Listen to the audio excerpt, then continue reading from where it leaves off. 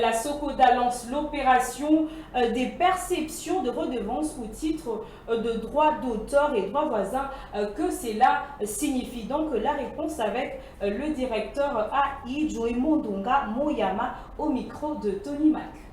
La Société congolaise des droits d'auteur et droits voisins Socoda a lancé il y a quelques jours l'opération de la perception de redevances au titre des droits d'auteur et de droits voisins RZ6 2024 sur toute l'étendue de la République. Le directeur général AI de cette structure étatique, le directeur Joey Mondonga, a livré ces informations dans un communiqué de presse. Quelle est donc cette opération de la perception des redevances au titre des droits d'auteur et droits voisins? Les explications avec le DG Joey Mondonga.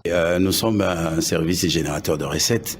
Il faut que l'opinion publique soit fixée sur cette opération de la collecte de redevances de droits d'auteur. Parce que très souvent, les missions de la Socoda ne sont pas comprises par le commun des mortels. Spécialement les utilisateurs, parfois ils discutent tout ça là.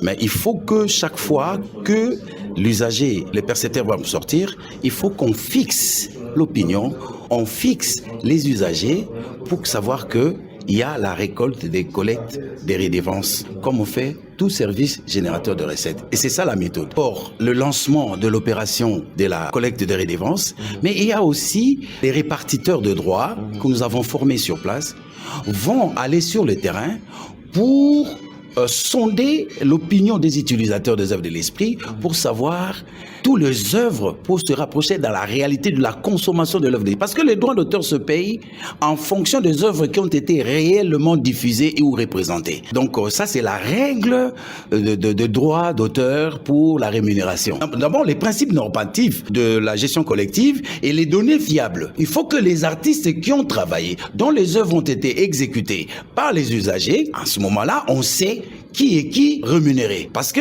le devoir des utilisateurs, c'est de couvrir la redevance qu'ils ont payée.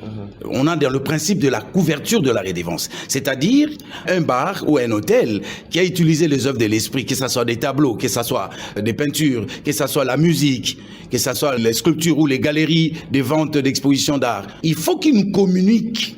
Parce que très souvent, ils ne savent pas. C'est eux qui vont nous communiquer qui sont les bénéficiaires de l'argent qu'ils ont payé.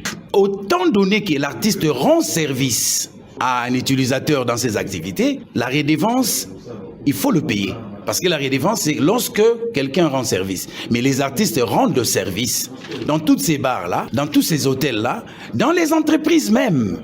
Commerciales, financières, et ainsi de suite, les sociétés de loterie, les établissements sonorisés, tout ça là. Donc, ils doivent rendre l'artiste son dû.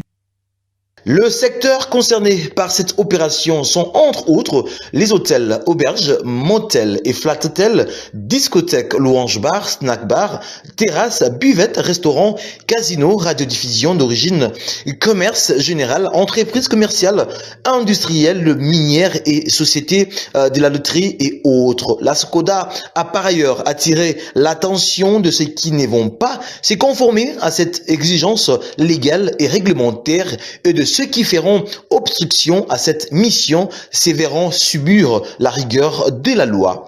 Ils vont encourir la pénalité de 100% du montant des redevances de la Socoda et à verser à la banque. En outre, la Socoda prie les exploitants d'œuvres de l'esprit de coopérer avec les agents commis sur cette mission de contrôle.